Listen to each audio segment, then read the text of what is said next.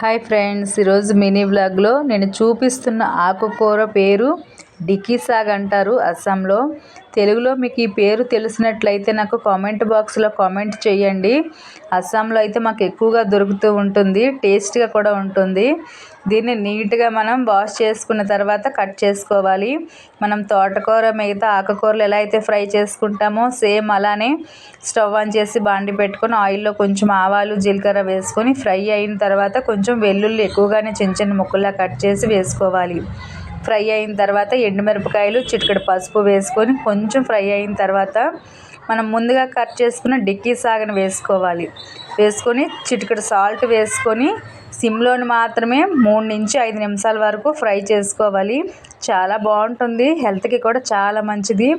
పేరు తెలిసినట్లయితే తప్పకుండా కామెంట్ చేయడం మర్చిపోవద్దు. రైస్లో భలే ఉంటుంది. వీడియో నచ్చితే లైక్ చేసి ఛానల్ని